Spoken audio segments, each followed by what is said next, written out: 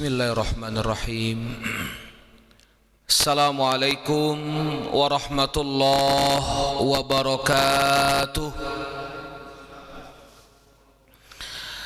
Bismillahirrahmanirrahim. Alhamdulillahi rabbil alamin.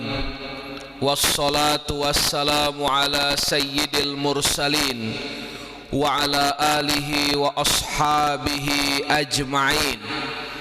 Ashhadu an la ilaha illallah wa ashhadu anna Muhammadar Rasulullah. Raditu billahi rabba wa bil islami dina wa bi Muhammadin nabiyya wa rasula. Subhanaka la ilma lana illa ma 'allamtana innaka antal alimul hakim. La haula wa la quwwata illa billahil aliyyil azim. Ikhwatal iman, ayah bunda, seluruh jamaah salat Isya dan tarawih Masjid Al-Kautsar yang insya Allah semoga kita semua pada malam hari ini mendapatkan Lailatul Qadar. Amin ya rabbal alamin. Apa kabar ayah bunda jamaah sekalian? Sehat semuanya? Alhamdulillah. Mudah-mudahan di waktu yang singkat ini, di malam yang sangat mulia ini, di rumah Allah yang paling dicintai oleh Allah, kita semua mendapatkan rahmat dan ampunan dari Allah Subhanahu wa ta'ala. Amin ya rabbal alamin. Salawat dan salam kita sampaikan kepada Nabi Muhammad sallallahu alaihi wasallam.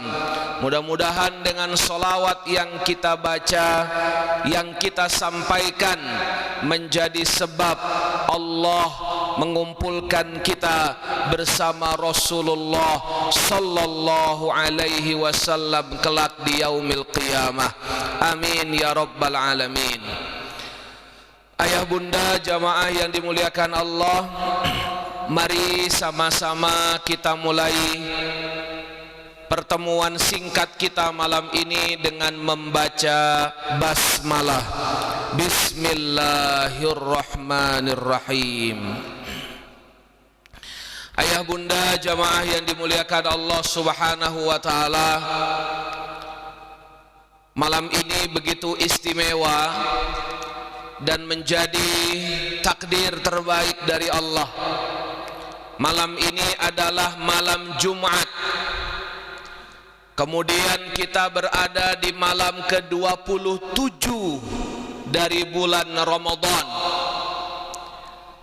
Dan tidak ada sesuatu yang lebih baik di atas muka bumi ini. Ahabbul bilad ilallahi masajiduha. Tempat yang paling dicintai Allah di atas bumi ini adalah masajiduha, masjid-masjidnya. Dan kita semua baru saja tegak selesai salat tarawih dan witir berjamaah. Kata Nabi sallallahu alaihi wasallam, man qama ma'al imam hatta yansarifa kutiba lahu qiyamul lailah. Siapa yang salat tarawih bersama imam, maksudnya adalah berjamaah, hatta yansarifa, sampai selesai witir, kutiba lahu, tertulis baginya pahala qiyamul lailah, salat tahajud, salat malam semalam suntuk. Mudah-mudahan kita semua mendapatkan kebaikan demi kebaikan yang Allah kumpulkan malam ini untuk kita semua. Dan inilah menjadi tanda semoga Lailatul Qadar Allah karuniakan kepada kita semua. Amin ya rabbal alamin. Jamaah yang dimuliakan Allah Subhanahu wa ta'ala, saya ingin bertanya kepada jamaah, untuk yang di belakang, di samping kanan kiri, apakah layar terlihat dengan jelas? Tayyib. Kalau terlihat dengan jelas, kita akan saksikan sebuah tayangan. Tayangan ini singkat, nanti di akhir kita akan coba mengambil beberapa pelajaran dari apa yang kita saksikan. Mudah-mudahan apa yang kita saksikan ini bisa memperkuat kecintaan kita, kerinduan kita kepada Allah, dan benar-benar kita bisa manfaatkan sisa Ramadan yang ada dengan memperbanyak ketaatan kepada Allah. Kita saksikan bersama-sama.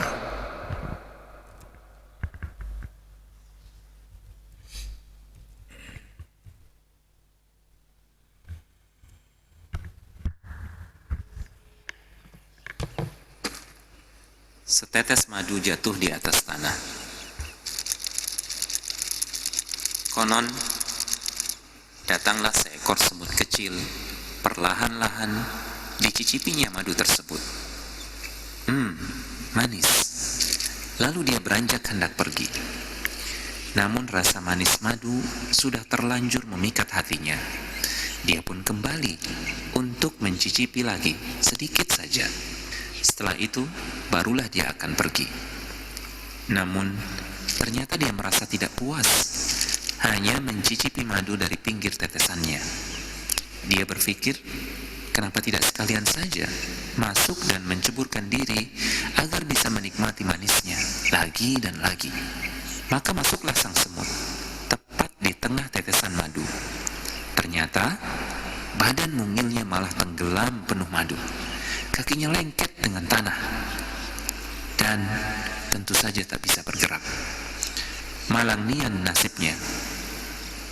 Dia terus seperti itu hingga akhir hayatnya, mati dalam kubangan setetes madu. Demikianlah analogi sederhana tentang dunia dan pecinta dunia. Sebagaimana diperumpamakan dalam sebuah pepatah Arab, tidaklah kenikmatan dunia berarti apa-apa, melainkan bagai setetes besar madu. Maka siapa yang hanya mencicipinya sedikit, ia akan selamat. Namun siapa yang menceburkan diri ke dalamnya, ia akan binasa. Masya Allah, tabarakallah. Jamaah yang dimuliakan Allah subhanahu wa ta'ala, adik-adikku sekalian, ayah bunda yang dicintai Allah, saya ingin bertanya beberapa hal terkait tayangan tersebut. Silahkan dijawab dengan jawaban yang jelas atas pertanyaan kami berikut. Pertanyaan pertama, hewan apa yang kita saksikan dalam tayangan tersebut? Semut. Masya Allah. Yang kedua, apa yang didekati oleh semut tersebut? Madu. Yang ketiga, rasa madu manis. Yang keempat, berapa banyak madu yang didekati? Hanya setetes. Yang kelima, sifat madu kental, cair, lengket. Masya Allah. Pelajaran pertama, ayo menjadi hamba Allah yang cerdas, mampu melihat segala kejadian biidznillah, semuanya terjadi atas izin Allah. Tidak mungkin tayangan ini sampai kepada kita malam ini kecuali Allah memiliki kehendak, dan apa yang dikehendaki Allah pasti ada kebaikan untuk kita. Yang kedua, ternyata sebelum saya menyampaikan tausiah atau kajian singkat malam ini, kita sudah banyak belajar dari seekor semut, hewan kecil yang mungkin dalam pandangan kita tidak memiliki power apapun. Bapak guyur dia hanyut, bapak masukkan ke botol, ditutup, dia tidak bisa keluar. Tapi ternyata hewan kecil ini malam ini memberikan kepada kita nasihat yang begitu banyak. Ayo, sebagai seorang hamba Allah, pandanglah semua yang ada di sekitar kita pasti memiliki kebaikan-kebaikan. Rabbana ma khalaqta hadza batila. Bahkan seekor semut kecil mampu memberi nasihat, apalagi kita sebagai sesama hamba Allah. Wa tawasau bil haq wa tawasau bis sabr. Kita seringkali salah menilai seseorang, menilai besar kecilnya seseorang hanya dari fisiknya, hanya dari kenampakan zahirnya. Kita tidak tahu bagaimana kedudukannya di hadapan Allah. Maka belajar dari semut ini, semoga kita bisa mengambil pelajaran bahkan dari sesuatu yang kecil sekalipun. Makanya dalam pepatah disebutkan kecil-kecil cabai rawit, sedikit demi sedikit lama-lama menjadi bukit. Sesuatu yang kecil tidak bisa disepelekan begitu saja.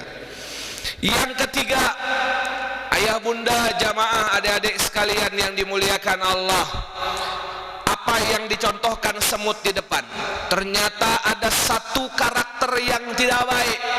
Selama ini kita tahu semut itu punya karakter yang baik. Bahkan kalau kita bicara teori leadership, teori kepemimpinan, semut ini sering menjadi tolak ukur. Coba jamaah, ayah bunda, saya mau tanya, sebut dua saja contoh baik semut yang sering kita pakai dalam kehidupan sehari-hari. Satu, semut itu gimana? Halo? Contoh baiknya, ini saking lagi ngunyah, ini nggak bisa jawab ini jawab. Allahu Akbar, ustadznya mengunyah bagaimana ini? Satu, disiplin, boleh. Dua, kompak kerjasama. Subhanallah. Ternyata dari sisi baik semut, Allah tampakkan sisi lainnya. Wah, ternyata jamaah yang dimuliakan Allah, kita belajar poin yang ketiga. Orang yang baik pasti memiliki sisi yang buruk.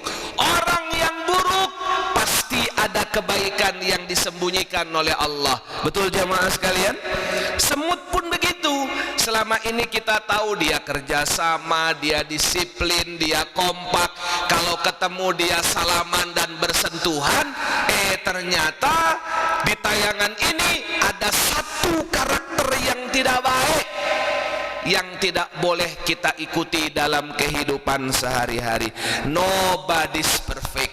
Tidak ada yang sempurna di hadapan Allah kecuali Nabi Muhammad sallallahu alaihi wasallam. Tinggal kita sekarang ambil baiknya, buang buruknya.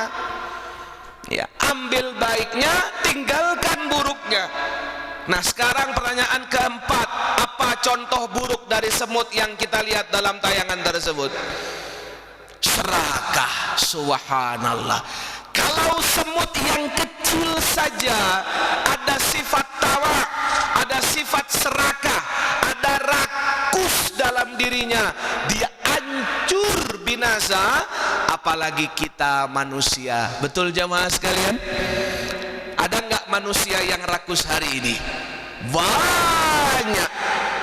Ya, ustadznya belum ceramah, jamaahnya udah makan. Kalau itu resiko, ya, resiko ustadz begitu. Jadi jamaahnya ya diberikan kebaikan, diberikan kenyamanan, asal ustadznya dibawa pulang, ridho saya insyaallah, ya. Jamaah yang dimuliakan Allah, saya kutip kata-kata Kiai Haji Zainuddin MZ, Allahu yarham, semoga Allah merahmati beliau. Serakus-rakusnya kambing makanannya rumput, serakus-rakusnya sapi makanannya rumput. Tapi ketika rakus ada dalam diri manusia, jangankan kambing, jangankan sapi, aspal pun dia telan, Mbak. Tuh kata Zainuddin MZ, Allahu yarham. Nih lagi rame di media, bupati, nggak usah sebutkan ya, kota hujan lah ya, di OTT Ya. Bayangkan 10 hari terakhir, saat-saat berpisah dengan Ramadan, harus menapaki takdir seperti itu. Apa tidak membuat terhentak keluarganya itu? Kita berlindung kepada Allah, semoga tidak terjadi kepada kita dan anak cucu keturunan kita. Amin ya Rabbal.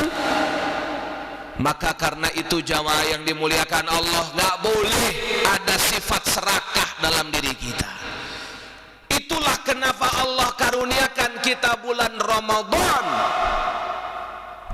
Bayangkan dalam 12 bulan yang diciptakan Allah, tidak ada Ramadan di antaranya. Dari Muharram sampai Dzulhijjah, mau jadi apa kita? Dan ternyata malam ini sudah malam ke-27. 2 atau 3 malam lagi kita akan berpisah dengan Ramadan. Maka mudah-mudahan sebagaimana doa kunut yang dibaca tadi oleh imam kita, seluruh doa-doa dalam doa kunut kita dikabulkan Allah Subhanahu wa ta'ala.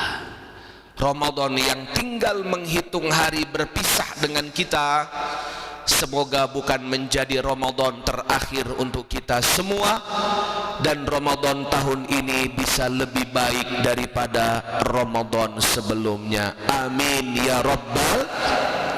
Saya sangat bersyukur kepada Allah, Ustadz Bashir dan jamaah semua.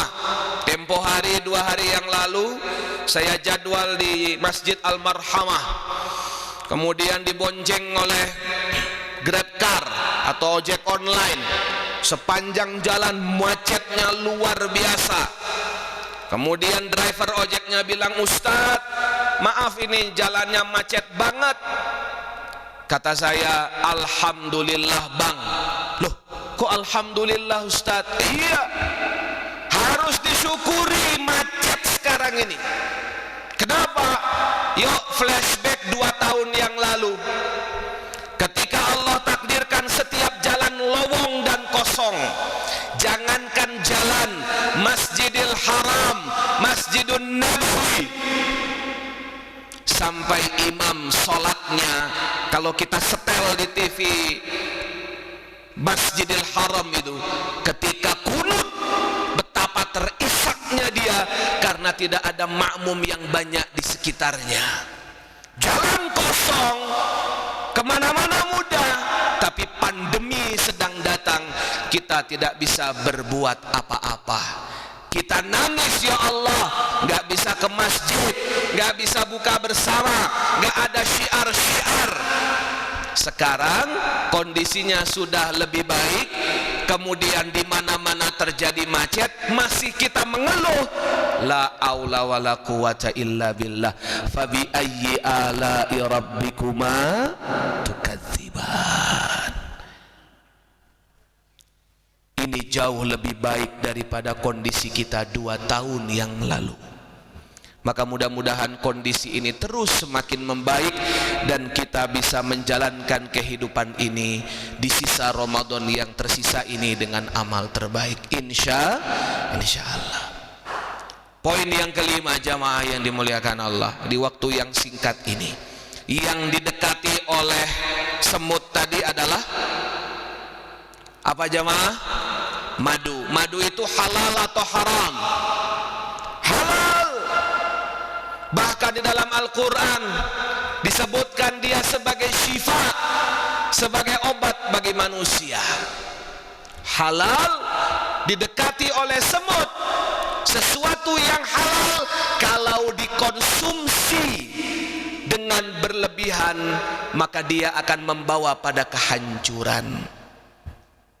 Sama dengan Ramadan. Lihat kita, jangan kita kesannya nuduh. Lihat saya begitu buka puasa, begitu mau buka Ustadz Bashir, di sepanjang jalan apa yang dilihat tuh pengen aja sudah. Betul nggak jamaah? Kalau bahasa orang lapar mata, ya, lihat makanan ini mau, lihat ini mau, lihat minuman ini mau, ayo aja dihantem. Begitu Allahumma lakasumtu wa bika amantu dhahabaz zama'u wa batallatil uruq, ternyata dengan seteguk air dan 3 potong kurma kayaknya sudah cukup. Betul jamaah sekalian? Coba kalau seandainya begitu buka langsung dihantam semuanya, apa enggak semakin berat sholat tarawih kita? Makanya jamaah yang dimuliakan Allah subhanahu wa ta'ala, adanya syariat puasa bukan Allah untuk membuat tenggorokan kita kering dan perut lapar. Kalau Allah turunkan syariat puasa hanya buat kita haus dan lapar, maka demi Allah orang-orang yang gak pernah makan selama setahun, harusnya ketika kita puasa mereka tidak berpuasa. Karena mereka 11 bulan terbiasa lapar dan haus. Tapi syariat ini begitu mulia, bukan mengharamkan sesuatu yang haram, karena yang haram mah sudah jelas. Tapi Allah mengatur kita bahkan kepada sesuatu yang halal, dia bisa menjadi haram, dan yang haram tadi bisa kembali halal ketika sudah datang waktunya. Minum halal, dia menjadi haram siang hari di bulan puasa. Makan bakso haram di siang hari bulan puasa, dia menjadi halal ketika berbuka. Bayangkan jamaah, seorang mukmin kepada yang halal saja tahu waktunya, tahu saatnya, bisa mengontrol dirinya, apalagi kita menyentuh kepada sesuatu yang haram. Na'udzubillahi min dzalik. Ini merupakan pendidikan karakter yang Allah tanamkan, sehingga harapannya di akhir puasa kita, la'allakum tattaqun. Jamaah yang dimuliakan Allah subhanahu wa ta'ala, apa pentingnya makanan halal? Kita baca ayat Quran bersama-sama supaya malam ini penuh dengan kebaikan. Waktu saya tinggal 7 menit dari setengah jam yang ditentukan. Kita baca Quran bersama-sama, saya dahulu, kemudian jamaah mengikuti. Bisa jamaah semua? A'udzu billahi minasy syaithanir rajim.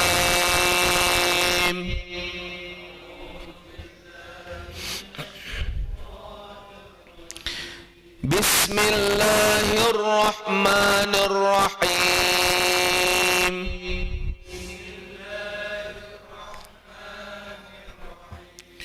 Ya ayyuhan nas,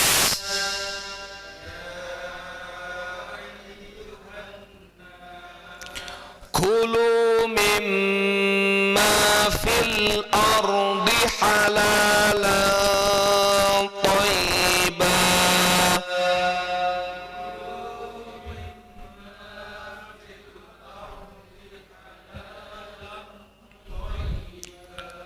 Masya Allah, tabarakallah. Allahumma arhamna bil Quran. Ya Allah, rahmati kami dengan Al-Quran. Ya ayyuhan nas, wahai sekalian manusia, berarti kita masuk dalam ayat ini. Kulu, makanlah, minumlah, konsumsilah, mimma fil ardi, apapun yang ada di muka bumi ini, kata Allah, halalan thayyibah, makan yang halal, minum yang halal, dan thayyibah, yang membawa dampak baik buat jasad kita. Apakah air di dalam gelas yang disuguhkan ini, ketika saya minum, semua air ini langsung menjadi kotoran jamaah? Jawab. Apakah langsung jadi kotoran semua? Iya atau tidak? Tidak. Karena yang kita minum, kata para ulama, sebagian akan menjadi darah, sebagian akan melekat bersama tulang, sebagian akan menjadi daging, sebagian tidak menjadi darah, tulang, dan daging, tapi menjadi sesuatu yang kita rasakan, yaitu energi. Kalau makanan ini halal dan baik, maka kita memasukkan ke dalam tubuh sesuatu yang baik, maka melekatlah bersama diri kita semua yang baik, dan lahirlah energi yang baik sehingga kita bisa taat kepada Allah Subhanahu wa ta'ala. Maka bagaimana orang-orang yang terbiasa mengkonsumsi sesuatu yang haram, baik haram zatnya maupun haram cara mendapatkannya? Bisa kita bayangkan bagaimana kata Nabi sallallahu alaihi wasallam, doanya bisa diijabah oleh Allah. Maka di malam-malam terakhir di bulan Ramadan ini, di antara pesan para ulama agar doa yang kita panjatkan dikabulkan Allah, look at your food, perhatikan makananmu. Hati-hati dengan apa yang kita makan, karena yang kita makan menentukan kualitas diri kita. You are what you eat. Kamu adalah apa yang kamu makan. Makanan kita halal dan baik, insya Allah akan timbul kebaikan dalam diri kita. Manakala makanan kita syubhat atau haram, bagaimana doa-doa kita dikabulkan Allah Subhanahu wa ta'ala. Jamaah yang dimuliakan Allah, ini gambar apa jamaah? Ular. Ketika Allah berfirman, ya ayyuhalladzina amanu kutiba alaikumus siyam kama kutiba alal ladzina min qablikum la'allakum tattaqun. Ternyata syariat puasa, ayah bunda, adik-adik, tidak sekedar bagi umat Nabi Muhammad sallallahu alaihi wasallam, tapi juga pada umat sebelumnya. Bahkan kata Buya Hamka, syariat puasa juga ada pada binatang-binatang yang Allah ciptakan. Ular, dia juga berpuasa. Kapan ular puasa? Ketika ular akan berganti kulit. Berapa lama durasinya? 2 sampai 3 pekan, tergantung ukuran ularnya. Ketika ular selesai puasa dan dia selesai berganti kulit, pertanyaannya tolong dijawab dengan jelas. 1. Apakah wajah ular berubah setelah puasa? Halo jamaah, apa berubah wajahnya? Tidak, wajahnya tetap wajah ular. Namanya berubah tidak? Tidak. Sebelum puasa namanya ular, selesai puasa namanya ular. Makanannya berubah tidak? Tidak. Sebelum puasa karnivor, makan daging, setelah puasa tetap juga makan daging. Cara bergeraknya apakah berubah? Tidak. Ular tetap melata. Tidak ada orang yang melihat ular setelah ganti kulit terbang atau dia berjalan. Nggak ada. Semuanya melata. Tabiatnya, selesai dia puasa, apakah ada perubahan? Tetap saja ular itu menakutkan bagi siapapun yang melihat, dan dia menjadi hewan liar yang mematikan. Selesai puasa, sebelum puasa tidak ada beda kecuali hanya berganti casing saja.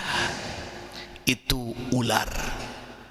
Bayangkan makhluk Allah yang satu ini. Hewan apa jamaah? Ada yang tahu? Bekicot, bukan bekicot. Ulat bulu. Ulat bulu kalau di zoom, begini rupanya. Pertanyaan saya, apakah ulat ada fase puasanya? Ada, disebut dengan kepompong. Ketika dia sudah melewati fase puasa, dalam fase kepompong, apakah wajah ulat berubah? Berubah tidak jemaah? Berubah. Namanya berubah tidak? Berubah. Sebelum puasa ulat, setelah fase puasa kupu-kupu. Makanannya berubah tidak? Sebelum puasa daun. Ketika daun dimakan bolong-bolong. Kalau satu ulat rusak tanaman, ratusan ulat bangkrut petani itu. Ya, jadi hama. Ya. Setelah dia puasa, apakah berubah makanannya? Berubah. Apa makanannya? sari bunga, nektar. Subhanallah. Cara bergeraknya sebelum puasa melata, setelah puasa terbang tinggi menuju ridho Allah Subhanahu wa ta'ala. Yang terakhir tabiatnya sebelum puasa orang jijik, Pak, lihat ulat itu. Selesai dia puasa, semua orang takjub dan senang kepadanya. Kupu-kupu nempel di bunga, tidak merusak bunga. Dia ambil yang baik, terbang nempel lagi ke bunga yang lain, tidak merusak bunga yang lain pula. Bahkan dia membantu penyerbukan secara tidak langsung. Itulah orang yang berpuasa. La'allakum tattaqun, dimanapun berada setelah dia berpuasa tidak merusak kecuali menebar kebaikan, dan siapapun yang melihatnya akan senang bahagia. Mudah-mudahan kualitas puasa kita yang sudah berjalan 27 hari dan tersisa 2 atau 3 hari yang akan datang mampu membawa perubahan buat saya, ayah, bunda, adik-adik dan kita sekeluarga menjadi manusia yang lebih baik dari sebelumnya, insya Allah. Terakhir jamaah yang dimuliakan Allah, saya kutip sebuah hadis Nabi Muhammad sallallahu alaihi wasallam. Semoga kita terhindar dari hadis yang Nabi sampaikan berikut. Kita baca sama-sama. Bismillahirrahmanirrahim. Ragima anfu abdin dakhala alaihi Ramadhanu falam yughfar lahu. Sungguh celaka. Siapa yang celaka? Apakah mereka yang tabrakan di pinggir jalan? Tidak. Apakah mereka yang kehabisan modal usaha? Enggak. Apakah mereka yang gagal menikah karena calonnya nikah dengan orang lain? Enggak juga. Siapakah orang yang celaka itu? Kata Rasul sallallahu alaihi wasallam, abdin, seorang hamba, dakhala alaihi Ramadan, dia jumpa dengan bulan Ramadan, falam yughfar lahu, kemudian Ramadan berlalu darinya tapi tidak satupun dosanya diampuni Allah Subhanahu wa ta'ala. Sebelum Ramadan datang kita minta Allahumma balighna Ramadan, ya Allah sampaikan, jumpakan kami ke bulan Ramadan. Begitu Ramadan datang, saya banyak lalai, saya banyak dosa, saya banyak khilaf. Wa innamal a'malu bil khawatim. Allah melihat amal seseorang di akhirnya. Imam Ibnul Qayyim mewasiatkan, bolehlah engkau di 20 hari pertama kendor, bahkan banyak lalai di bulan Ramadan, tapi aku mohon, kata beliau, 10 hari terakhir berikan kesan terbaik untuk Allah dalam bulan Ramadan yang tersisa ini. Karena Allah melihat amal seseorang pada akhirnya. Makanya ada istilah husnul khatimah dan su'ul khatimah. Mudah-mudahan kita semua terhindar dari apa yang Nabi SAW sampaikan ini. Jangan sampai Ramadan berlalu dari diri kita, dari keluarga kita, dari jamaah kaum muslimin, tapi tidak satupun dosa kita diampuni Allah Subhanahu wa ta'ala. Semoga apa yang kita lakukan, amal soleh yang kita kerjakan, mampu mendatangkan ampunan Allah Subhanahu wa ta'ala. Man shoma ramadana, man qama ramadana imanan wahtisaban, ghufira lahu ma taqaddama min dzambi. Puasa yang kita lakukan Salat tarawih yang kita tegakkan mudah-mudahan menjadi penghapus dosa-dosa kita di hadapan Allah Subhanahu wa taala.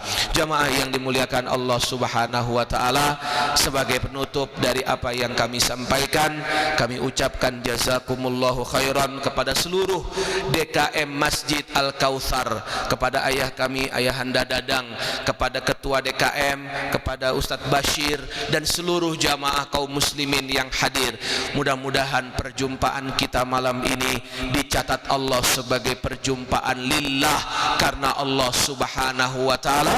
Allah kumpulkan kita di rumahnya yang mulia ini.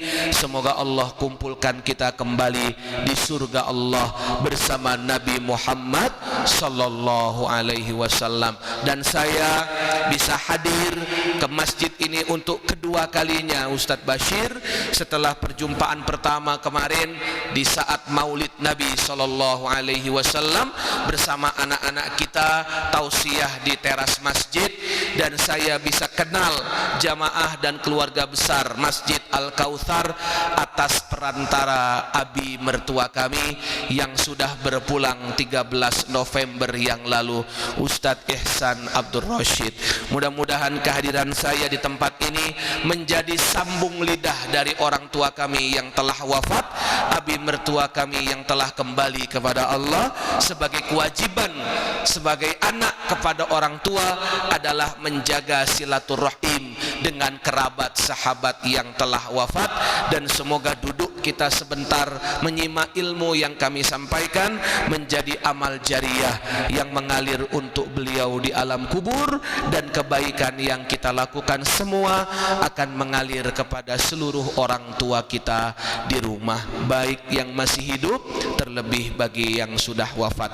Akhirnya kami ucapkan taqabbalallahu minna wa minkum. Semoga Allah menerima seluruh amal soleh kita, minal aidin wal faizin. Semoga Allah jadikan kita manusia yang terlahir kembali dan manusia yang menang di sisi Allah Subhanahu wa taala. Mohon maaf banyak kesalahan kekurangan selama perjumpaan dan penyampaian. Kita akhiri sama-sama dengan ucapan hamdalah, alhamdulillahi rabbil alamin. Kafaratul majlis, subhanakallahumma wa bihamdika asyhadu an la ilaha illa anta astaghfiruka wa atubu ilaik. Allahumma innaka afuwun tuhibbul afwa fa'fu anna. Assalamualaikum warahmatullahi wabarakatuh.